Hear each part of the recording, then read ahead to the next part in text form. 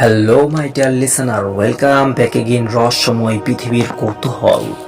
So let's begin without wasting any more time. Let's start my today horror stories videos. তো বন্ধুরা, আজকে আমাদের মাঝে জারিয়াত মানহা একটি দুর্দান্ত জিনের ভৌতিক ঘটনা নিয়ে হাজির হলো। তো তার ঘটনাটি আপনাদের মাঝে এখন তুলে ধরবো। সে যেরকমভাবে লিখে পাঠিয়েছে আপনাদের মাঝে ওইরকমভাবেই উপস্থাপনা করছি। আসসালামু আলাইকুম, আমি জারিয়াত মানহা। আচ্ছা, আপনারা জিন বিশ্বাস করেন?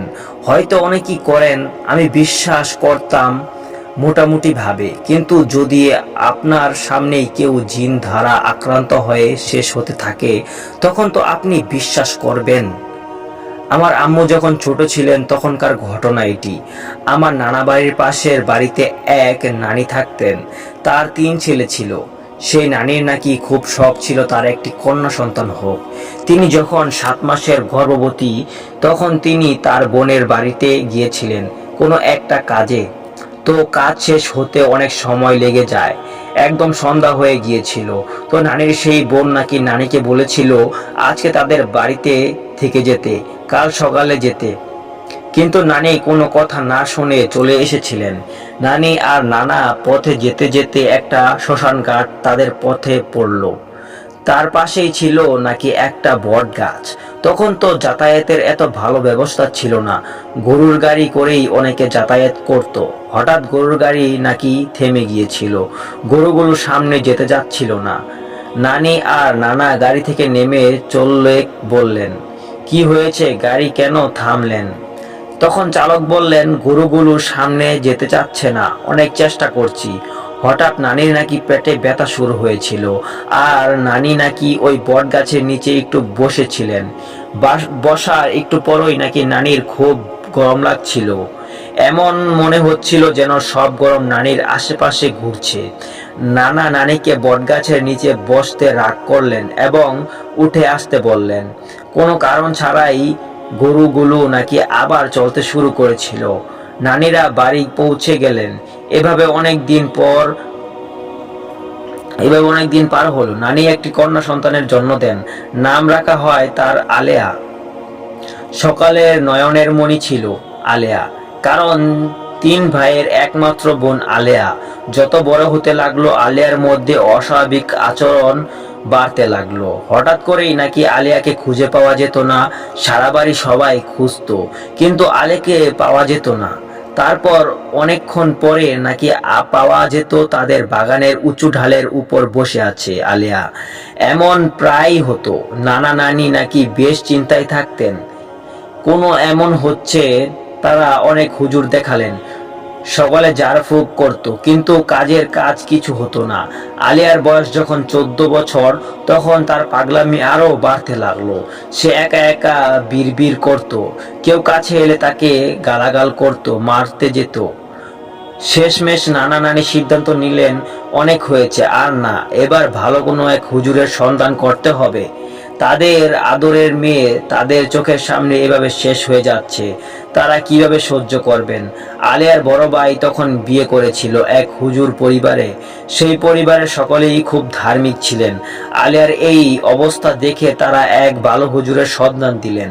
নানা নানি খুব শীঘ্রই আলিয়াকে তার কাছে নিয়ে গেলেন। হুজুর সবটা শুনে বললেন, আপনারা কাল আসবেন, আমি আমার পালিত জিনদের দ্বারা আগে দেখি বিষয়টি কি।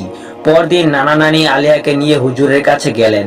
আলিয়া রীতিমতো হুজুরকে গালাগাল করছিল, নিজে নিজে হাসছিল। নানি আলিয়াকে নিয়ে পাশের রুমে আসলেন। নানা হুজুরের সাথে কথা বললেন, যে কিছু জানতে পেরেছেন কিনা সে। হুজুর যা বললেন, নানার মাথায় আকাশ ভেঙে পড়ল। হুজুরের ভাষ্যমতে, আপনার মেয়ের সাথে যে আছে সে এক জিনের সন্তান। আপনার বিবি যখন 7 মাসের গর্ভবতী ছিলেন, তিনি যে গাছের নিচে বসেছিলেন, ঠিক সেই গাছটায় এক জিন দম্পতি থাকত।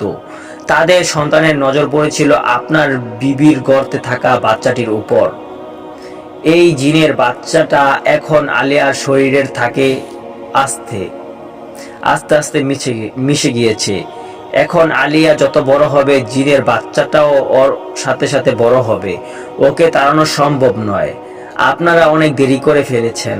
হুজুর আরো বললেন, আমি যাই করি না কেন এখন তা সাময়িকভাবে আলেয়ার উপর কাজ করবে, তারপর আবার আগের মতো আচরণ করবে, কারণ জিনটা ওর শরীরের সাথে মিশে গিয়েছে।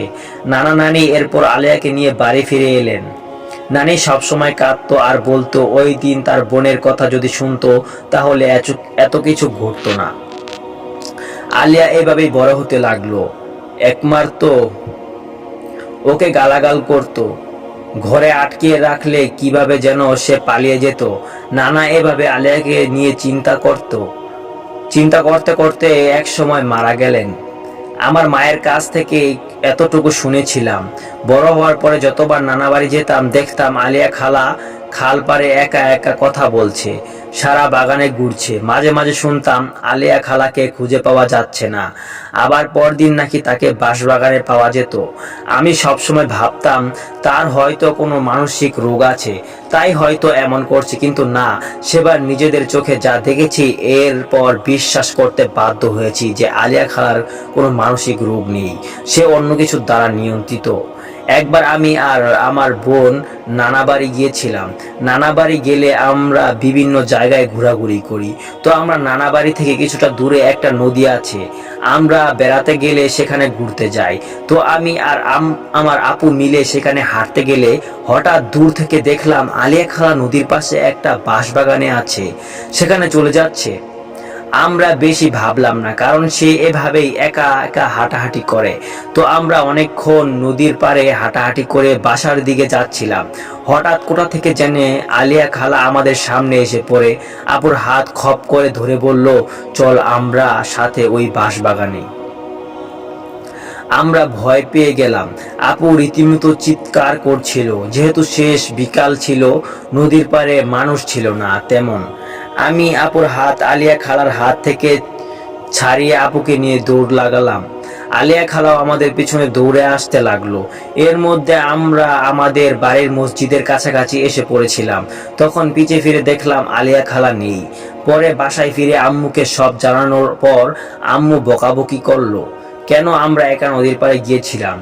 আমি আর আপু কখনো ভুলবো না ওই দিনের ঘটনা, কারণ আপুর ভাষ্যমতে আপুর হাত যখন আলিয়া খালা চেপে ধরেছিল তার হাত নাকি অস্বাভাবিক ঠান্ডা ছিল, খালার মুখ থেকে লালা পড়ছিল।